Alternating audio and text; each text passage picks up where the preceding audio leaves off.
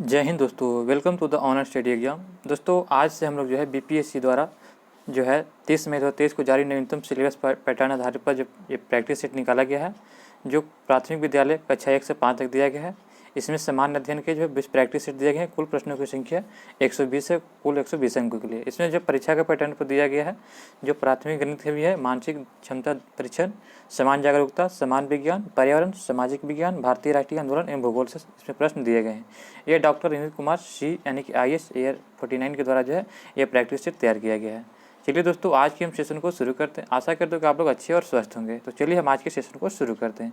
अगर आप इससे संबंधित PDF चाहते हैं तो आप हमारे टेलीग्राम चैनल पर ज्वाइन करें, ऑनलाइन स्टडी एग्जाम। चलिए आज के हम सेशन को शुरू करते हैं। हमारा पहला प्रश्न आज का दिया गया है कि केंद्र की नई शिक्षा नीति को लागू करने की प्रक्रिया शुरू करने वाला देश का पहला राज्य कौन बन गया है। तो केंद्र की नई शिक्षा नीति को लागू करने की प्रक्रिया शुरू करने वाला देश का जो पहला राज्य आपका बन गया है तो उत्तराखंड। ऑप्शन नंबर ए इसका राइट आंसर होगा। केंद्र सरकार की नई शिक्षा नीति 2020 को लागू करने के लिए प्रक्रिया का प्रारंभ करने वाला देश का प्रथम राज्य उत्तराखंड बन गया है। ऑप्शन नंबर ए इसका राइट आंसर हो जाएगा। नेक्स्ट प्रश्न है कि बिहार में ऑपरेशन प्रहार संबंधित है। तो बिहार में जो ऑपरेशन प्रहार है यह जो है शराबबंदी से संबंधित है। ऑप्शन नंबर 4 इसका राइट आंसर होगा। बिहार पुलिस ने वर्ष 2022 में जो अपराध मुक्त बिहार की परिकल्पना को साकार करने के लिए ऑपरेशन प्रहार को आरंभ किया था। ऑप्शन नंबर 4 इसका राइट आंसर हो जाएगा। निम्नलिखित में से कौन सा संगठन भारत में सकल घरेलू उत्पाद GDP का गणना करता है। तो GDP का गणना कौन करता है, तो आपका इसका राइट आंसर हो जाएगा राष्ट्रीय सांख्यिकी कार्यालय। राष्ट्रीय प्रदर्शन सर्वेक्षण कार्यालय जिसको राष्ट्रीय सांख्यिकी कार्यालय जो NSO का बन गया है, ये राष्ट्रीय प्रतिस्पर्धा सर्वेक्षण कार्यालय NSSO को अब राष्ट्रीय सांख्यिकी कार्यालय बनाने के लिए जो है केंद्रीय सांख्यिकी कार्यालय के साथ मिला दिया गया है। इस विलय को जो सरकार ने 23 मई 2019 को मंजूरी दिया था। 23 मई 2019 को। तो ऑप्शन नंबर जो है ये इसका राइट आंसर हो जाएगा। अगला प्रश्न है फ्रेंड्स कि आर्थिक संदर्भ में IIP का पूर्ण रूप क्या होता है। तो आर्थिक संदर्भ के रूप में IIP का पूर्ण रूप होता है index of industrial production. IIP का पूर्ण रूप क्या होता है, index of industrial production. Option number 4 इसका राइट आंसर हो जाएगा। कुंवर सिंह किस राज्य के जमींदार थे। तो कुंवर से आप लोग सभी लोग जानते हैं कि बिहार से संबंधित है, तो ये आपका राइट आंसर हो जाएगा। बिहार के जगदीशपुर जो आरा क्षेत्र से संबंधित है। ऑप्शन नंबर 20 का राइट आंसर हो जाएगा। Option number B. अगला प्रश्न हमारा दिया गया है कि तापक्रम विलोमता का अर्थ होता है। तो तापक्रम विलोमता का अर्थ क्या होता है, तो बढ़ती ऊंचाई के साथ बढ़ता तापक्रम। तापक्रम का विलोमता का अर्थ क्या होता है कि बढ़ती ऊंचाई के साथ क्या होता है कि तापक्रम भी बढ़ता है। ऑप्शन नंबर 20 का राइट आंसर हो जाएगा। मगध शासक बिंबिसार चिकित्सक था। तो मगध का शासक जो बिंबिसार था उसके चिकित्सक का नाम क्या था। तो आप लोग सभी लोग जानते हैं कि मगध का शासक जो बिंबिसार था उसके चिकित्सक का नाम क्या था, तो जीवक था। ऑप्शन नंबर सी इसका राइट आंसर है। जीवक को बिंबिसार ने अवंती नरेश चंड प्रदोत के उपचार के लिए उनके दरबार में भी भेजा था। अतः जीवक के भगवान बुद्ध का भी उपचार किए थे, याद रखिएगा। हम अगला प्रश्न देखते हैं फ्रेंड्स कि बिहार में तुर्क सत्ता का वास्तविक संस्थापक कौन है।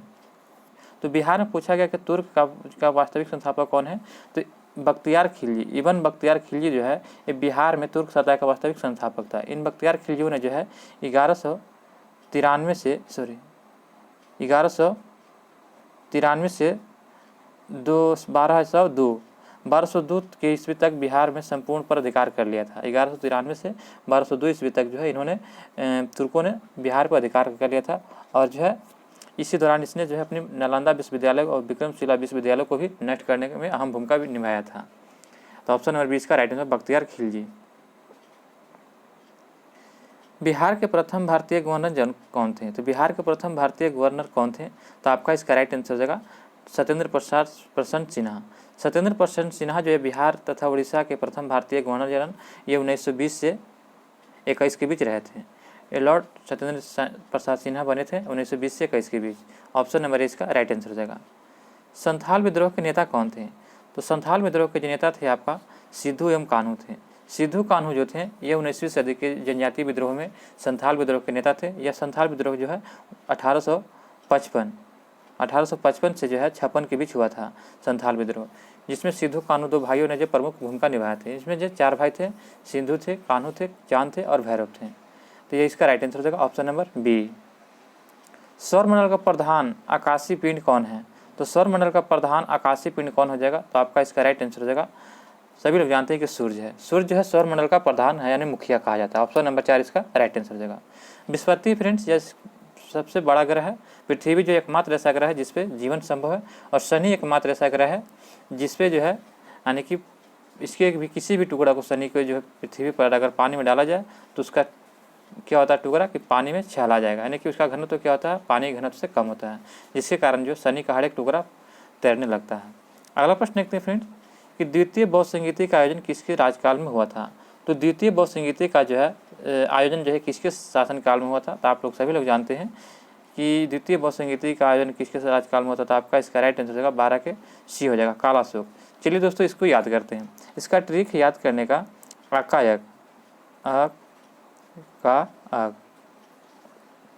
इधर रखिए, याद रखिएगा रावे पाकू, रा व पाकू, ये याद रखिएगा।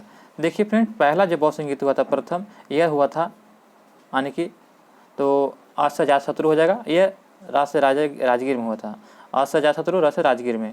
दूसरा का हो जाए क से कालाशोक, दूसरा का बौद्ध संगीति यह हुआ था वैशाली में। तीसरा का देखा जाए बौद्ध संगीति तो यह अशोक के शासनकाल में हुआ था, यह पाटलिपुत्र में हुआ था। और चौथा देखा जाए तो बौद्ध संगीति हुआ था आपका कुंडलावन कश्मीर में, ये हुआ था किसके शासनकाल में? तो हाँ कनिष्क के शासनकाल में हुआ था चौथा, ये कुंडलावन कश्मीर में हुआ था, ये याद रखिएगा। चलिए अगला प्रश्न देखते हैं। अकबर ने इबादत खाना का निर्माण करवाया था, तो अकबर ने जो है इबादत खाना का निर्माण कहाँ करवाया था? तो यह फतेहपुर सीकरी में करवाया था। ऑप्शन नंबर 20 का राइट आंसर है। अकबर ने जो है इबादत खाना का निर्माण जो है फतेहपुर सीकरी में करवाया था। ये अकबर द्वारा बनाया गया एक प्रार्थना कक्ष था, ये याद रखिएगा। आर्य समाज की स्थापना कब हुआ था? तो आर्य समाज की स्थापना किसने किया था और कब हुआ था? तो आर्य समाज की स्थापना जो है 10 अप्रैल 1875 को हुआ था। ऑप्शन नंबर इसका राइट आंसर होगा 10 अप्रैल 1875 को जो है आर्य समाज की स्थापना किसने किया था? तो दयानंद सरस्वती के द्वारा यह किया गया था, ये याद रखिएगा। जबकि ब्रह्म समाज की स्थापना किसने किया था? तो राजाराम मोहन राय ने किए थे। हमारा अगला प्रश्न दिया गया है कि निम्न में से कौन काकोरी कांड से संबंधित है? निम्न से कौन जो है काकोरी कांड से संबंधित नहीं है? तो आपका इसका राइट आंसर हो जाएगा option number C, Surya Sen. Surya Sen जो है काकोरी कांड से संबंधित नहीं है, जबकि सूर्यसेन जो है ये चटगांव शस्त्रागार से संबंधित है। कौन से? चटगांव ये शस्त्रागार हुआ था उससे संबंधित है सूर्यसेन।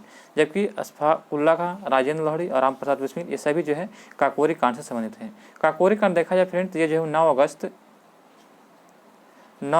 1925 को हुआ था।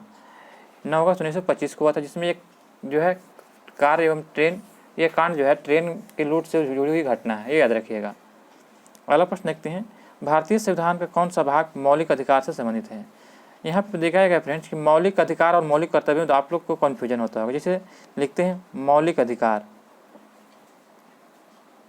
मौलिक अधिकार और एक होता है मौलिक कर्तव्य। मौलिक कर्तव्य तो पता नहीं चलता है कि दोनों साथ ही साथ है, तो पता नहीं कर्तव्य कि कौन किस में होगा। तो याद रखिएगा फ्रेंड्स मौलिक अधिकार कहेगा, तो यहाँ पर देखिए तो अधिकार में पहला अक्षर क्या दिखा रहा है? 3 दिखा रहा है। तो याद रखिए कि यह जो कितना है तो भाग 3 में जब एक पकड़ा जाएगा तो जानते हैं कि दूसरा का जो भाग 4 के क में दिया गया। मौलिक कर्तव्य जो है भाग 4 के क में दिया गया है। तो आपका इसका राइट आंसर क्या होगा? अधिकार समझिएगा तो 3 है आगे, क्या दर्शा रहा है? अधिकार लिखते हैं इस प्रकार से, तो ये जो है क्या है 3 आगे दर्शा रहा है। तो यह याद रखिएगा ये भाग 3 में है। अगर मौलिक कर्तव्य कहता तो यह कहाँ कितना है? तो भाग 4 के कम है। और भाग 4 में क्या है? तो राज्य की नीति निदेशकता तो यानी कि DPSP है। तो याद रखिएगा मौलिक अधिकार जो है यह कहाँ से लिया गया है? तो ये मौलिक अधिकार जो है अमेरिका से लिया गया है और मौलिक कर्तव्य जो है रूस से लिया गया है। चलिए फ्रेंड्स आप लोग समझ गए। अगला प्रश्न देखते हैं। पंचायती राज को सुदृढ़ करने हेतु निम्नलिखित में से कौन सा भारतीय संविधान संशोधन किया गया था? तो पंचायती राज को सुदृढ़ यानी कि मजबूत करने के लिए जो कौन सा संविधान संशोधन किया गया था? तो आपका इसका राइट आंसर होगा 73वां संविधान संशोधन। 73वां संविधान संशोधन जो है किया गया था। ऑप्शन नंबर ए इसका राइट आंसर हो जाएगा। अगला प्रश्न है कि अंतर्राष्ट्रीय न्यायालय का मुख्यालय स्थित है। तो अंतर्राष्ट्रीय न्यायालय का मुख्यालय कहाँ है? आप लोग सभी लोग जानते हैं कि इसका जो मुख्यालय द हेग में है, यानी कि ऑप्शन नंबर ए इसका राइट आंसर होगा। अंतर्राष्ट्रीय न्यायालय के हेग में स्थित है यह मुख्यालय है जो संयुक्त राष्ट्र का प्रधान न्यायिक अंग है। ऑप्शन नंबर ए इसका राइट आंसर हो जाएगा। जनसंख्या नियंत्रण व परिवार नियोजन विषय भारतीय संविधान के अंतर्गत किस सूची में आते हैं? तो जनसंख्या नियंत्रण व परिवार नियोजन विषय जो है ये भारतीय संविधान की किस सूची में आते हैं? तो आपका इसका राइट आंसर होगा ये समवर्ती सूची का भाग है। ऑप्शन नंबर ए इसका राइट आंसर होगा, समवर्ती सूची का भाग है। अगला प्रश्न है कि निम्न में से कौन सा नीति निर्देशक सिद्धांत विदेश नीति से संबंधित है? तो नीति निर्देशक सिद्धांत विदेश नीति से संबंधित है, तो आपका अनुच्छेद कितना हो जाएगा? तो आपका इसका राइट आंसर होगा ऑप्शन नंबर सी। अनुच्छेद जो है 51 जो है यह विदेश नीति से संबंधित है, क्योंकि अंतर्राष्ट्रीय शांति और सुरक्षा का अभिवृद्धि ये अनुच्छेद 51 में दिया गया है। क्या दिया गया? तो अंतर्राष्ट्रीय शांति और सुरक्षा की अभिवृद्धि दिया गया है अनुच्छेद 51 में, ये याद रखिएगा। करेवा किस प्रकार की खेती के लिए प्रसिद्ध है? तो करेवा जो है किस प्रकार की खेती के लिए प्रसिद्ध है? तो दोस्तों यह आपका राइट आंसर हो जाएगा, ये जम्मू कश्मीर में करेवा केसर यानी कि सैफरोन की खेती के लिए प्रसिद्ध है। केसर या सैफरोन कहते हैं जो जम्मू कश्मीर में खेती के लिए प्रसिद्ध है। ऑप्शन नंबर 20 का राइट आंसर हो जाएगा। हमारा अगला प्रश्न दिया गया है कि निम्नलिखित सेलों में से कौन सी अवसादी सेल का उदाहरण है? तो आपको यहाँ पे बताना है फ्रेंड्स कि निम्नलिखित में से कौन सा जो है एक अवसादी सेल का उदाहरण है। तो ऑप्शन नंबर जो है ये इसका राइट आंसर हो जाएगा। सेल जो है एक अवसादी सेल का उदाहरण है। अवसादी सेल का निर्माण जो है 3 चरणों में होता है, ये याद रखिएगा। पहला चरण देखा जाए तो सेलों को विखंडन द्वारा, दूसरा टुकड़ों का परिवहन और निक्षेपण द्वारा, और तीसरा जो होता है आपका शिथिलीभवन द्वारा। तो आपका इसका राइट आंसर का ऑप्शन नंबर ए है। पूछल तारे की पूछ की दिशा सदैव होती है। तो पूछल तारे जो होती है इसकी पूछ की दिशा जो सदैव होती है सूर्य से दूर होती है। ऑप्शन नंबर 20 का राइट आंसर हो जाएगा। पूछल तारे की पूछ की दिशा सदैव सूर्य से दूर होती है। ऑप्शन नंबर 20 का राइट आंसर हो जाएगा। निम्नलिखित में से कौन जो भ्रंश से संबंधित है? तो भ्रंश से संबंधित है, तो आपका इसका राइट आंसर हो जाएगा मानेन।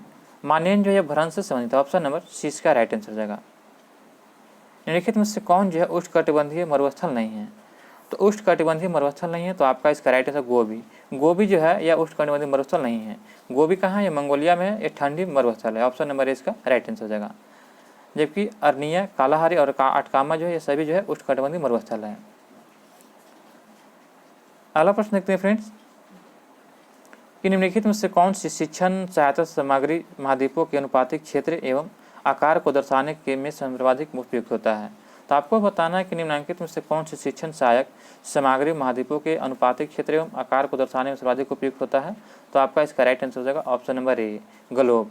ग्लोब एक ऐसा चीज, ग्लोब जो है एक शिक्षण सहायक सामग्री है जो महाद्वीपों के आदि क्षेत्रों एवं आकारों को दर्शाने के लिए सर्वाधिक उपयुक्त है। ऑप्शन नंबर ए इसका राइट आंसर हो जाएगा।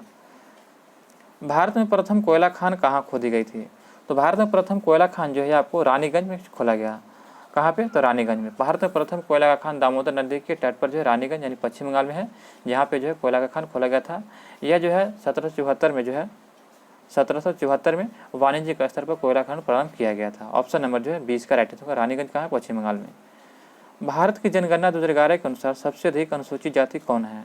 तो भारत की जनगणना के अनुसार देखा जाए तो सबसे अधिक अनुसूचित जनजाति कौन सा है?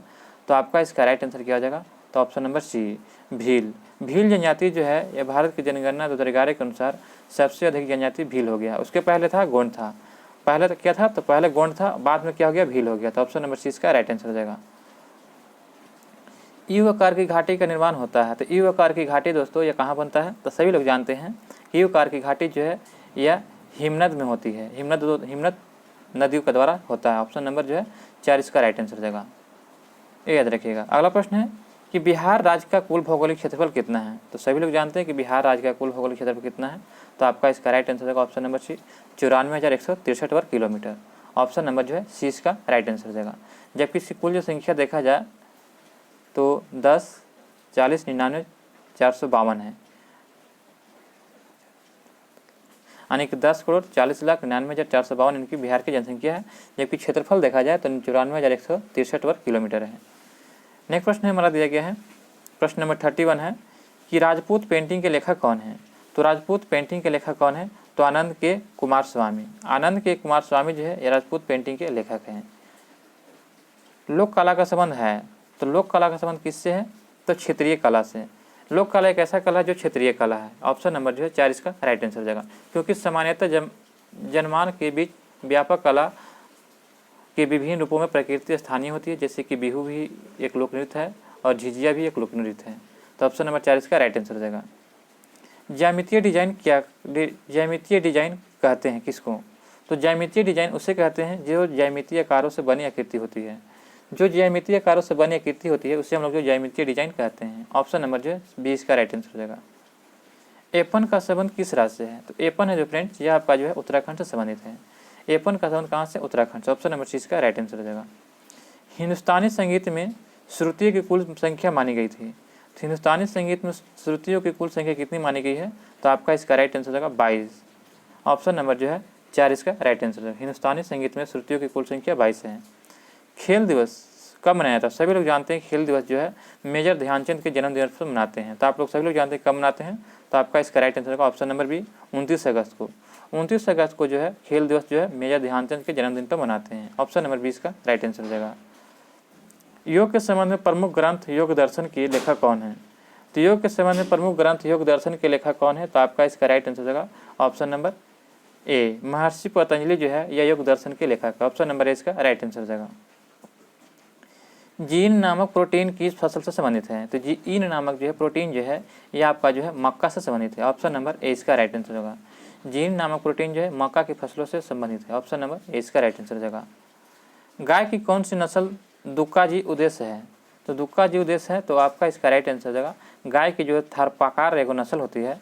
थारपारकर जो है एक नस्ल है जो दुक्का जी उद्देश्य की है। ऑप्शन नंबर सी इसका राइट आंसर हो जाएगा। भारत को कुल कितने कृषि जलवायु क्षेत्रों में बांटा गया है? तो देखा जाए तो भारत को जो है कुल भारत में जो है 15 कृषि जलवायु क्षेत्रों में बांटा गया है। कितने? तो 15 जलवायु क्षेत्रों में। ऑप्शन नंबर इसका राइट आंसर हो जाएगा।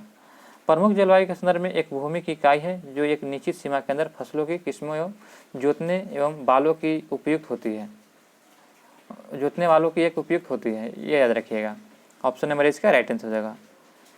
नेक्स्ट प्रश्न दिया गया है कि केसर प्राप्त करते हैं। तो सभी लोग जानते हैं कि केसर जो किससे प्राप्त करते हैं। तो आपका इसका राइट आंसर होगा ऑप्शन नंबर ए पुष्पवर्तिका से। पुष्पवर्तिका से जो है प्राप्त किया जाता है। जो केसर के नैसर्गिक उत्पत्ति स्थान कहाँ है? तो कश्मीर में और दक्षिणी यूरोप में है। केसर कहाँ से भारत में उत्पन्न होता है? तो जम्मू कश्मीर से, याद रखिएगा। मानव शरीर में कुल कितनी पसलियाँ होती है? तो आप लोग सभी लोग जानते हैं कि मानव शरीर में जो है कुल 12 जोड़ी यानी कि 24 पसलियाँ होती है। तो ऑप्शन नंबर ए इसका राइट आंसर हो जाएगा। मानव में जो कुल कितने? तो 12 जोड़ी पसलियाँ होती है। ऑप्शन नंबर ए इसका राइट आंसर होगा 24। टीबी का टीका किस रोग के बचाव के लिए करता है? तो टीएबी का टीका जो है किस रोग से बचाव करता है? तो आपका इसका राइट आंसर होगा मियादी बुखार। मियादी बुखार के रोग के जो बचाव के लिए टीबी का टीका लगाया था। ऑप्शन नंबर ए इसका राइट आंसर हो जाएगा। अंतर्राष्ट्रीय योग दिवस किस दिन मनाया जाता है? सभी लोग जानते हैं कि अंतर्राष्ट्रीय योग दिवस जो है 21 जून को मनाते हैं। ऑप्शन नंबर 4 इसका राइट आंसर होगा। 21 जून को जो है हर एक वर्ष हम लोग अंतर्राष्ट्रीय दिवस मनाया जाता है। ऑप्शन नंबर 4 इसका राइट आंसर हो जाएगा। किन वस्त्रों में गोंद के कल्प का उपयोग होता है? तो आपको बताना है कि किन वस्त्रों में गोंद के कल्प का उपयोग होता है। तो आपका इसका राइट आंसर हो जाएगा रेशमी वस्त्र में। ऑप्शन नंबर ए इसका राइट आंसर हो जाएगा। रेशमी वस्त्र में जो है कल्प का उपयोग यानी गोंद वस्त्रों में गोंद के कल्प का उपयोग होता है। ऑप्शन नंबर ए इसका राइट आंसर हो जाएगा। हिंदुस्तानी संगीत में शुद्ध और विकृति कुल मिलाकर कितने स्वर होते हैं? तो देखा जाए फ्रेंड्स तो हिंदुस्तानी संगीत में शुद्ध और विकृति कुल मिलाकर कितने स्वर होते हैं? तो आपका इसका राइट आंसर हो जाएगा ऑप्शन नंबर 4। कुल जो है 12 होते हैं। हिंदुस्तानी संगीत में शुद्ध और विकृति कुल मिलाकर जो 12 स्वर होते हैं। ऑप्शन नंबर 4 इसका राइट आंसर हो जाएगा। 4 ताल का प्रयोग किस गायक के साथ किया जाता है? तो 4 ताल का प्रयोग जो किस गायक के साथ किया जाता है? तो आपका इसका राइट आंसर हो जाएगा ध्रुपद। ध्रुपद एक गायन है जो 4 ताल का प्रयोग जो है गायक के साथ किया जाता है। ऑप्शन नंबर ए इसका राइट आंसर हो जाएगा। इनमें से कौन जो तबला वादक नहीं है? तो आपको बताना है कि इनमें से कौन जो तबला वादक नहीं है। तो आपका इसका राइट आंसर क्या हो जाएगा? तो रामदास शर्मा। रामदास शर्मा जो एक तबला वादक नहीं है दोस्तों। जबकि देखा जाए तो जाकिर हुसैन, अहमद जान थिरकवा, पंडित किशन महाराज ये सभी के यहाँ तबला वादक है। जबकि रामदास शर्मा ये तबला वादक नहीं है। प्रथम राष्ट्रीय खेल कहाँ आयोजित हुआ था? तो प्रथम राष्ट्रीय खेल का आयोजन जो है यह नई दिल्ली में किया गया था। ऑप्शन नंबर जो है 4 इसका राइट आंसर हो जाएगा। प्रथम राष्ट्रीय खेल का आयोजन कहाँ किया गया था? तो इसका आपका प्रथम राष्ट्रीय खेल का आयोजन जो है तो फ्रेंड जो है इसका राइट आंसर हो जाएगा ऑप्शन नंबर बी। प्रथम राष्ट्रीय खेल का आयोजन जो है यह 1940 में जो है किया गया था। हम लोग जानते हैं कि जो राष्ट्रीय खेल दिवस जो 29 अगस्त को मनाते हैं ये मेजर ध्यानचंद के जन्मदिन पर। तो ऑप्शन नंबर 20 का राइट आंसर 1940 में जो है ये प्रथम राष्ट्रीय खेल का आयोजन मुंबई में किया गया था। आज भारत को गीता की नहीं बल्कि फुटबॉल के मैदान की आवश्यकता है, यह विचारक ने प्रस्तुत किया था। तो यह विचार किस व्यक्ति ने दिया था? तो यह विचार देने वाले थे स्वामी विवेकानंद। स्वामी विवेकानंद का जो यह कथन था कि आज भारत को गीता की नहीं बल्कि फुटबॉल के मैदान की आवश्यकता है। ऑप्शन नंबर 20 का राइट आंसर हो जाएगा। स्वामी विवेकानंद ने यह कथन कहा था। सामुदायिक विकास कार्यक्रम कब शुरू किया गया था? तो सामुदायिक विकास कार्यक्रम जो है शुरुआत यह सन 1900 जो है, इसका राइट आंसर होगा ऑप्शन नंबर 4, यानी कि 1952 में जो सामुदायिक विकास कार्यक्रम की शुरुआत किया गया था। देखा जाए तो सर्वप्रथम सन 1948 में जो है 1948 में उत्तर प्रदेश के इटावा तथा गोरखपुर जिलों में एक प्रायोगिक योजना क्रियान्वित की गई थी और इसकी सफलता से प्रेरित होकर जो है जनवरी 1952 में जो है इसकी जो है शुरुआत किया गया था। प्रेरित होकर जो जनवरी 1952 में भारत और अमेरिका के बीच एक समझौता हुआ था, जिसमें भारत के व्यापक ग्रामीण विकास के लिए अमेरिका के जो है फोर्ड फाउंडेशन द्वारा जो आर्थिक सहायता देने का स्वीकार किया गया था। तो ऑप्शन नंबर 4 इसका राइट आंसर हो जाएगा। अगला प्रश्न है कि भारत में उच्चतम न्यायालय ने संविधान को बुनियादी ढांचे का सिद्धांत दिया था। तो भारत में उच्चतम न्यायालय ने संविधान को बुनियादी ढांचे का सिद्धांत किस पर दिया था? तो आपका इसका राइट आंसर हो जाएगा option number C, Kesavananda Bharati के मामले में। भारत में उच्चतम न्यायालय ने संविधान के बुनियादी ढांचे का सिद्धांत जो केशवानंद भारती के मामले में दिया था। केशवानंद भारती बनाम केरल राज्य के मामले देखा जाए तो यह 68 दिन की सुनवाई हुआ था। इसमें जो तर्क वितर्क के साथ 31 अक्टूबर 1972 को जो है शुरू होकर 23 मार्च 1973 को ख़त्म हुआ था और 24 अप्रैल 1973 को जो है चीफ जस्टिस सिकरी और जो उच्चतम न्यायालय के 12 अन्य न्यायाधीशों ने न्यायिक इतिहास का एक सबसे महत्वपूर्ण निर्णय दिया था। तो ऑप्शन नंबर जो है सी इसका राइट आंसर हो जाएगा। भारतीय संविधान के अनुच्छेद के अंतर्गत राज्यपाल एक विधेयक को राष्ट्रपति की स्वीकृति के लिए सुरक्षित रखने की शक्ति रखता है। तो यह अनुच्छेद कितना के तहत है? तो आपका इसका राइट आंसर हो जाएगा ऑप्शन नंबर ए, अनुच्छेद 201 के तहत। भारतीय संविधान के अनुच्छेद 201 के अंतर्गत राज्यपाल एक विधेयक को राष्ट्रपति की स्वीकृति के लिए सुरक्षित रखने की शक्ति प्रदान करता है। ऑप्शन नंबर ए इसका राइट आंसर हो जाएगा। अगला प्रश्न है कि भारत के राष्ट्रपति तथा भारत के उपराष्ट्रपति का निर्वाचन निर्वाचक मंडल द्वारा किया जाता है, जिससे सदस्य होते हैं। तो आपका इसका राइट आंसर हो जाएगा संसद के दोनों सदनों के सभी सदस्य होते हैं। ऑप्शन नंबर 20 का राइट आंसर हो जाएगा। भारत के उपराष्ट्रपति का निर्वाचन जो होता है निर्वाचक मंडल द्वारा किया जाता है, जिसमें सदस्य जो होते हैं संसद के दोनों सदनों के सभी सदस्य होते हैं। तो ऑप्शन नंबर 20 का राइट आंसर हो जाएगा। नेक्स्ट प्रश्न है कि कौन सा देश दक्षेस का सदस्य नहीं है? तो आपका इसका राइट आंसर क्या हो जाएगा कि दक्षेस का सदस्य इनमें से कौन नहीं है? तो ऑप्शन नंबर जो सी इसका राइट आंसर होगा। जापान जो है यह दक्षेस का सदस्य नहीं है, जबकि देखा जाए तो बांग्लादेश, नेपाल और भूटान जो है ये सभी जो है दक्षेस का सदस्य हैं, जबकि जापान दक्षेस का सदस्य नहीं है। केंद्रीय बीज की संतति है। तो देखा जाए तो केंद्रीय बीज की संतति क्या है? तो यह आपका हो जाएगा प्रजनक बीज। प्रजनक बीज को जो है केंद्रीय बीज की संतति कहा जाता है। ऑप्शन नंबर 4 इसका राइट आंसर हो जाएगा। केंद्रीय औषधीय एवं सुगंधित पौधा संस्थान कहाँ स्थित है? तो केंद्रीय औषधीय सुगंधित पौधा संस्थान जो है या तो उत्तर प्रदेश के लखनऊ में स्थित है। ऑप्शन नंबर जो है सी इसका राइट आंसर हो जाएगा। केंद्रीय औषधीय एवं सुगंधित पौधा संस्थान लखनऊ में स्थित है। मार्मलेड बनाने के लिए सर्वाधिक उपयुक्त फल कौन सा है? तो मार्मलेड बनाने के लिए सर्वाधिक उपयुक्त फल जो है आपका हो जाएगा माल्टा। माल्टा जो है यह मार्मलेड बनाने के लिए सर्वाधिक उपयुक्त फल है। ऑप्शन नंबर ए इसका राइट आंसर हो जाएगा। केंद्रीय खाद्य और प्रौद्योगिकी अनुसंधान संस्थान कहाँ है? तो केंद्रीय खाद्य और प्रौद्योगिकी अनुसंधान संस्थान जो है यह आपका कर्नाटक में स्थित है। ऑप्शन नंबर ए इसका राइट आंसर हो जाएगा। केंद्रीय खाद्य प्रौद्योगिकी अनुसंधान संस्थान कहाँ है? तो कर्नाटक में। जेली बनाने की किस परिरक्षक का प्रयोग किया होता है? तो जेली बनाने के लिए जो है हम लोग किस परिरक्षक का प्रयोग करते हैं? तो शर्करा का। ऑप्शन नंबर 4 इसका राइट आंसर होगा। शर्करा का प्रयोग करके जो है जेली बनाने के लिए परिरक्षक का प्रयोग किया जाता है। ऑप्शन नंबर 4 इसका राइट आंसर हो जाएगा। हमारा अगला प्रश्न दिया गया है कि भारत छोड़ो का नारा किसने दिया? तो देखिए फ्रेंड्स, भारत छोड़ो का नारा अगर कहा जाएगा तो यूसुफ मेहर अली दिया गया। भारत छोड़ो का नारा जो यूसुफ मेहर अली ने दिया था, ये याद रखिएगा। जबकि भारत छोड़ो आंदोलन जो शुरू हुआ था 8 अगस्त 1942 को जो है यह बम्बई के ग्वालियर टैंक मैदान से जो है महात्मा गांधी के द्वारा शुरू किया गया था। लेकिन भारत छोड़ो का नारा कहेगा या गढ़ा किसने कहा? तो यूसुफ मेहर अली। ये दोनों में आप लोग जो कन्फ्यूज नहीं होइएगा। भारत छोड़ो का नारा किसने दिया था? तो यूसुफ मेहर अली। जबकि जो है भारत छोड़ो आंदोलन के समय जो महात्मा गांधी ने करो या मरो का भी नारा दिया था, ये याद रखिएगा। तो ऑप्शन नंबर सी इसका राइट आंसर हो जाएगा। इनमें से वह प्रथम नेता कौन था जिसने भारत के मजदूर आंदोलन को संगठित किया था? तो इनमें से वह प्रथम नेता कौन था जिसने भारत के मजदूर आंदोलन को संगठित किया था? तो आपका इसका राइट आंसर हो जाएगा option number C, M Lokhande जो है, यह जो है वह प्रथम नेता थे जिन्होंने भारत के मजदूरों को आंदोलन को संगठित किया था। ऑप्शन नंबर सी इसका राइट आंसर हो जाएगा। इनमें से किसने द्वितीय गोलमेज सम्मेलन में भाग नहीं लिया था? तो द्वितीय गोलमेज सम्मेलन में भाग नहीं लिया था तो जवाहरलाल नेहरू ने। ऑप्शन नंबर 4 इसका राइट आंसर हो जाएगा। जवाहरलाल नेहरू जो द्वितीय गोलमेज सम्मेलन में भाग नहीं लिए थे। महादेव देसाई, प्यारेलाल नैयर और मदन मोहन मालवीय, ये जो थे तीनों जो थे ये गोलमेज सम्मेलन में भाग लिए थे। एकमात्र 2 ऐसे भारतीय जो थे जो तीनों गोलमेज सम्मेलन में भाग लिए थे।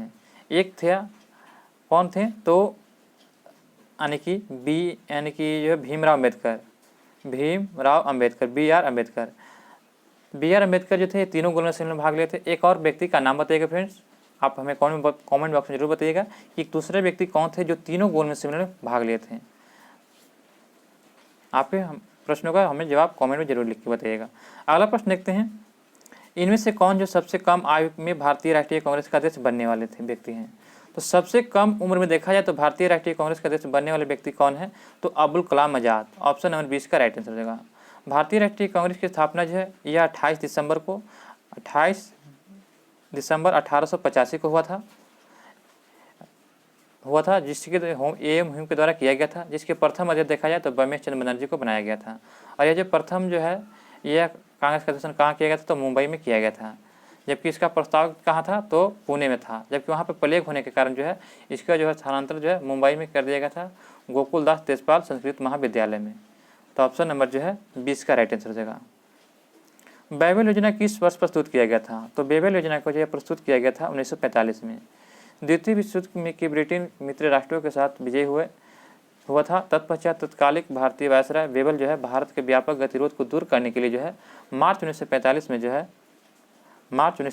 में देखा जाए तो इंग्लैंड गए थे और वहाँ से उन्होंने ब्रिटिश प्रधानमंत्री चर्चिल एवं भारत के मंत्री एमरी के साथ भारत के बारे में सलाह और मशवरा किया था। और 4 जून 1945 को जो है भारत वापस आकर उन्होंने भारतीयों को समेत बेबल योजना को रखा था। तो ऑप्शन नंबर 4 इसका राइट आंसर हो जाएगा। चटगांव, आमरी रेड इनमें से कौन संबंधित है? तभी हमने बताया था फ्रेंड्स कुछ पहले प्रश्नों में कि चटगांव से संबंधित कौन है? तो सूर्य सेन। ऑप्शन नंबर इसका राइट आंसर होगा। सूर्य सेन जो थे यह 1894 से देखा जाए तो 1934 के बीच जो भारत के स्वतंत्रता संग्राम में महान क्रांतिकारी थे सूर्य सेन। उन्होंने जो इंडियन रिपब्लिक आर्मी की स्थापना किया और वे चटगांव विद्रोह का सफल नेतृत्व किया, ये याद रखिएगा। अगला प्रश्न हमारा दिया गया है कि आज़ाद हिंद फौज का प्रधान कार्यालय कहाँ स्थित है? तो आज़ाद हिंद फौज का जो प्रधान कार्यालय कहाँ स्थित है? तो आपके पास 4 ऑप्शन दिया गया, टोक्यो, रंगून, बर्लिन और दिल्ली। तो आपका इसका राइट आंसर होगा ऑप्शन नंबर बी, रंगून में। देखा जाए तो आज़ाद हिंद फौज का जो स्थापना जो है का विचार सर्वप्रथम देखा जाए तो विचार किसने दिया था? तो कैप्टन मोहन सिंह ने दिया था। आज़ाद हिंद फौज के स्थापना का विचार किसने दिया था? तो कैप्टन मोहन सिंह ने दिया था। लेकिन अगर कहा जाए कि विचार दिया था कैप्टन मोहन सिंह ने, और इसे जो है 1 सितंबर 1942 को इसका जो है औपचारिक गठन किया गया था और 7 जुलाई 1943 को इसकी जो है कमान सुभाष चंद्र बोस ने सौंपी थी और सुभाष चंद्र बोस ने जो है दिल्ली चलो का भी नारा दिया था। अगला प्रश्न देखते हैं, निम्न में से किसने जो है गदर पार्टी का गठन किया था? तो गदर पार्टी का गठन किसने किया था? तो आपका इसका राइट आंसर हो जाएगा। अभी सभी लोग जानते हैं कि लाला हरदयाल के द्वारा यह गदर पार्टी की स्थापना किया गया था। जहाँ कहाँ किया था? तो संयुक्त राज्य अमेरिका के जो है सैन फ्रांसिस्को में किया गया था। यह जो है नवंबर 1913 में किया गया था। कब? नवंबर 1913 में। निम्नलिखित में से किसने जो तीनों गोलमेज सम्मेलन में भाग लिया था? तो तीनों गोलमेज सम्मेलन में भाग लेने वाले व्यक्ति का नाम बताना आपके पास। तो आपका इसका राइट आंसर क्या हो जाएगा? यहाँ पे वल्लभ भाई पटेल, मदन मोहन मालवीय, ये दोनों में से कोई नहीं होगा।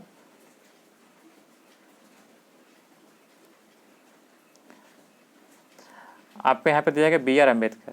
तो ये जो तीनों गोलमेज सम्मेलन में भाग लिए थे, जबकि जो है एक और व्यक्ति, हमने आप पूछा था कि एक और व्यक्ति का नाम बताइए कि जो तीनों गोलमेज सम्मेलन में भाग लिए थे। तो उस व्यक्ति का नाम है तेज बहादुर सरपो। ये याद रखिए, जो बी आर अम्बेडकर और तेज बहादुर सरपो जो है तीनों गोलमेज सम्मेलन में भाग लिए थे। अगला प्रश्न फ्रेंड्स, निम्नलिखित में से किसने जो क्रांतिकारियों का संगठन अभिनव भारत का संगठित किया था? तो अभिनव भारत से संबंधित सभी लोग जानते हैं कि यह किसने किया था। तो अभिनव भारत क्रांतिकारी संगठन का जिसकी स्थापना जो है 1904 में किया गया था, यह BD सावरकर यानी कि विनायक दामोदर सावरकर के द्वारा किया गया था। ऑप्शन नंबर जो है सी इसका राइट आंसर हो जाएगा। यदि जल प्रदूषण इसकी गति से होता रहा तो अंततोगत्वा क्या होगा? यदि जल प्रदूषण इसी गति से होता रहा तो अंततोगत्वा क्या होगा? तो आपका इसका राइट आंसर हो जाएगा जलीय जीवों के लिए ऑक्सीजन अनुपलब्ध हो जाएंगे, यानी कि उसके लिए जलीय जीव जो होंगे उसके लिए जो ऑक्सीजन की पूर्ति नहीं हो पाएगा। तो ऑप्शन नंबर 4 इसका राइट आंसर हो जाएगा। सरकार की बाघ परियोजना का उद्देश्य क्या है? तो सरकार की बाघ परियोजना का मुख्य उद्देश्य क्या है कि भारतीय बाघों को समाप्त होने से बचाना।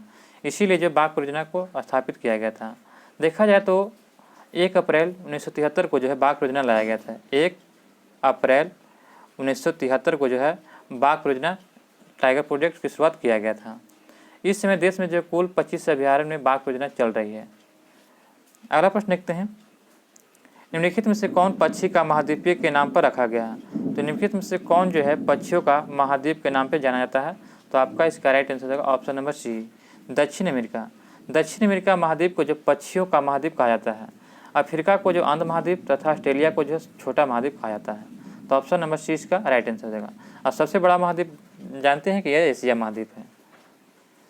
अगला प्रश्न है कि मैदान में पारिस्थितिकी संतुलन को कायम रखने हेतु आवरण का न्यूनतम प्रतिशत क्या होता है? तो मैदान में पारिस्थितिकी संतुलन को कायम रखने के लिए जो है आवरण का न्यूनतम प्रतिशत क्या होगा? तो आपका इसका राइट आंसर होगा 33%। 33% जो है यानी कि 1 होना बहुत जरूरी होता है। तो ऑप्शन नंबर सी इसका राइट आंसर हो जाएगा। पारिस्थितिकी तंत्र की संकल्पना को प्रतिपादित किसने किया था? तो पारिस्थितिकी तंत्र की परिकल्पना को प्रतिपादित किसने किया था? तो एजी टांसले ने। एजी टांसले के द्वारा जो है नामक वैज्ञानिक जो थे ये 1935 में जो है प्रतिपादित किए थे। कब? 1935 में। निम्नलिखित कथनों पर विचार कीजिए और कथन एक और केंद्रीय पर्यावरण दिया गया, कथन आर्थ भी दिया गया। तो चलिए इसको विचार करते हैं। यहाँ पे कथन कहता है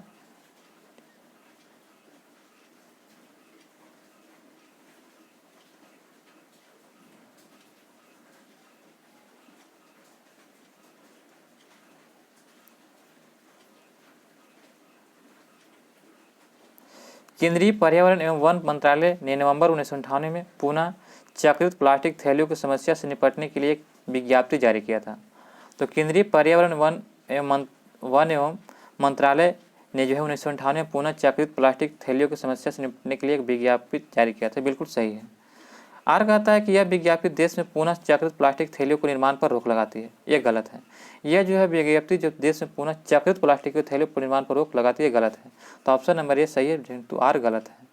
तो आपका इसका राइट आंसर हो जाएगा ऑप्शन नंबर सी। ए सही है परंतु आर गलत है।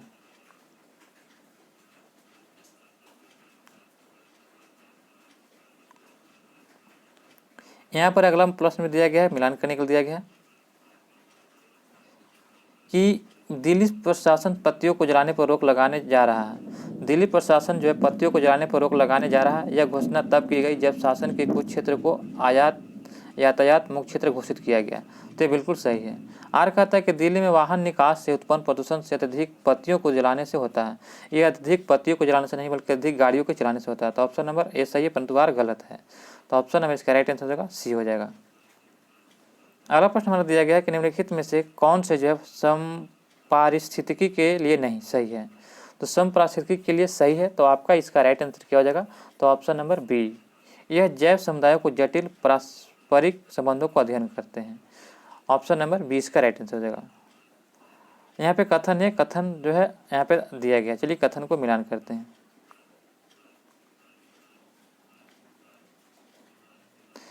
सूर्याभितापी जयमंडलीय पारिस्थितिकी तंत्र के लिए सबसे महत्वपूर्ण ऊर्जा है।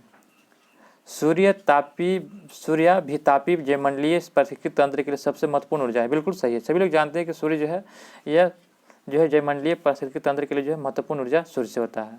ऑप्शन यानी कि एक कथन सही है। आर कहता है कि सौर विकिरण हमारे पौधे तथा भोजन तथा रासायनिक ऊर्जा में परिवर्तित हो जाते हैं। सौर विकिरण जो होता है जो हमारे पेड़ पौधे पर होता है वो रासायनिक भोजन द्वारा रासायनिक ऊर्जा में परिवर्तित हो जाता है। ये भी सही है। यानी कि ए और आर दोनों सही है तथा आर ए की सही व्याख्या नहीं करता। तो ऑप्शन नंबर ए इसका राइट आंसर हो जाएगा। पारिस्थितिकी के जनक कौन है?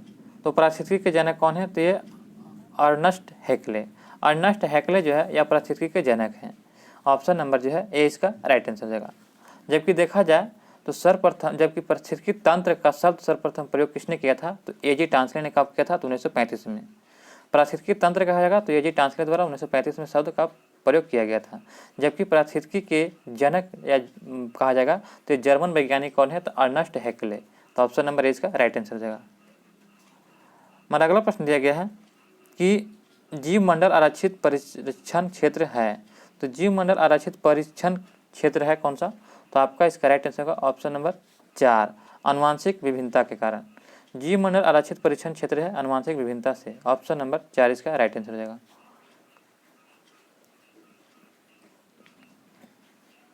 जलीय पर्यावरण में डीडीटी सांद्रण के आकलन के आधार का आहार श्रृंखला में प्रदूषण का स्तर निम्नलिखित अनुक्रम में बढ़ता है। तो यह किस अनुक्रम में बढ़ता है? तो जल पादप, घोंघा, मछली और पक्षी के रूप में बढ़ता है। ऑप्शन नंबर 20 का राइट आंसर हो जाएगा। किस नगर के प्रदूषण करने वाले उद्योगों को प्राकृतिक गैस आधारित औद्योगिक में सर्वोच्च न्यायालय के आदेशानुसार परिवर्तित करना होगा? तो किस नगर के प्रदूषण करने वाले उद्योगों को प्राकृतिक गैस आधारित प्रौद्योगिक में सर्वोच्च न्यायालय के आदेशानुसार परिवर्तित करना होगा? तो दोस्तों आपका इसका राइट आंसर हो जाएगा आगरा में। ऑप्शन नंबर 20 का राइट आंसर। उत्तर प्रदेश में स्थित आगरा नगर महान मुगल सम्राट शाहजहां द्वारा निर्मित ताजमहल के लिए प्रसिद्ध है, जो विश्व की एक अनुपम धरोहर है। यहाँ पर दिया है कि निम्नलिखित में से कौन सा ओजोन परत के रिक्तीकरण के लिए उत्तरदायी नहीं है? तो यहाँ पे बताना है कि कौन सा ओजोन परत के रिक्तीकरण के लिए उत्तरदायी नहीं है। तो आपका इसका राइट आंसर होगा नाइट्रस ऑक्साइड, यानी कि N2। NTO जो है यह जो है आपका यानी कि देखा जाए तो ओजोन परत के रिक्तीकरण के लिए उत्तरदायी नहीं है। जबकि परिस्थितियों में प्रयुक्त होने वाले CFC कारण जो है यह ओजोन परत के क्षय के कारण है। जबकि विलायक रूप में प्रयुक्त मेथिल क्लोरोफॉर्म ये भी कारण है।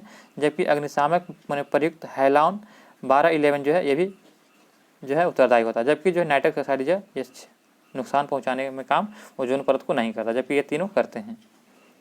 निम्नलिखित में से कौन सा एक पारिस्थितिकी तंत्र पृथ्वी के सर्वाधिक क्षेत्र पर फैला हुआ है? तो देखा जाए तो पृथ्वी के सर्वाधिक क्षेत्र पर फैला हुआ है तो सामुद्रिक है। जानते हैं कि समुद्र पृथ्वी को जो है देखा जाए तो 71% यानी कि 70.78% जो है जल के भाग पर जो है पर जल है। जबकि 29.22% भाग पर जो स्थल है और संपूर्ण पृथ्वी का क्षेत्रफल जो है पर ये सबसे ज़्यादा जल है। तो ऑप्शन नंबर 4 इसका राइट आंसर समुद्री। ग्लोबल ताप वृद्धि के संबंध में निम्नलिखित कथनों पर विचार करना है। चलिए विचार करते हैं।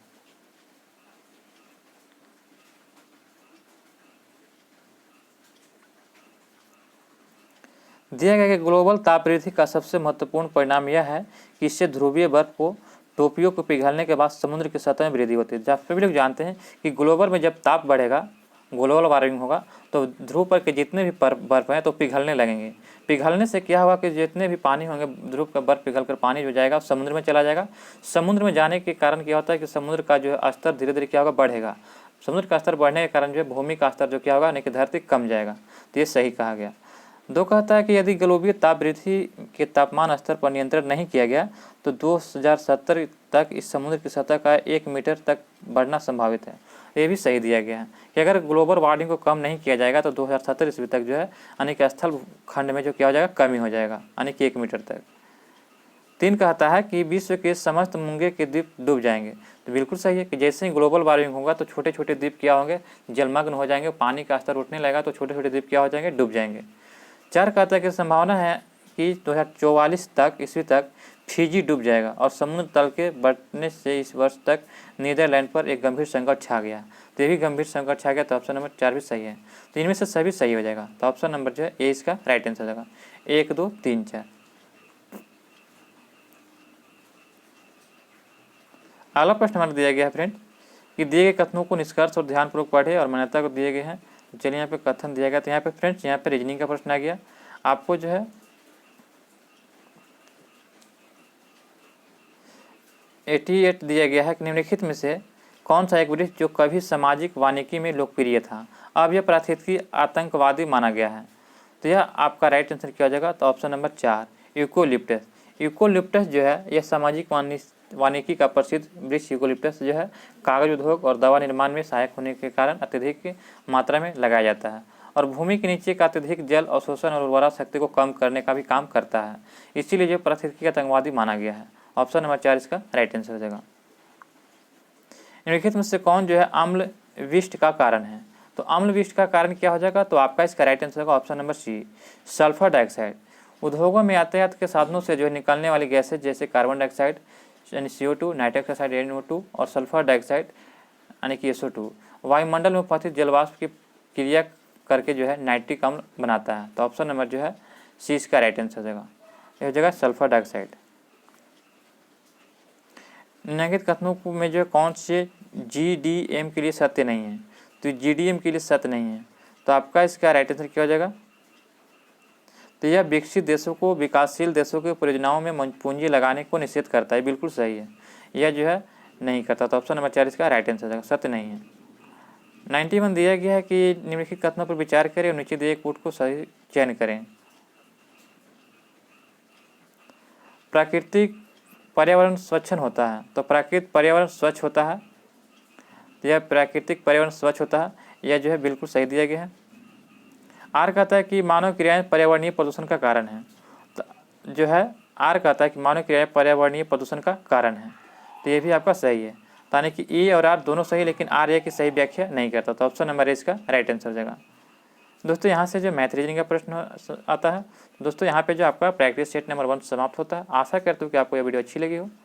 अभी तक हमारे चैनल पर नए हैं दोस्तों, तो हमारे चैनल को सब्सक्राइब करें, इसी तरह के वीडियो पाने के लिए हमारे चैनल पर जुड़े हैं। चलिए आज के सेशन को समाप्त करते हैं, मिलते हैं नए प्रश्नों में, नए सेट में नए प्रश्नों के साथ। तब तक के लिए जय हिंद, जय भारत।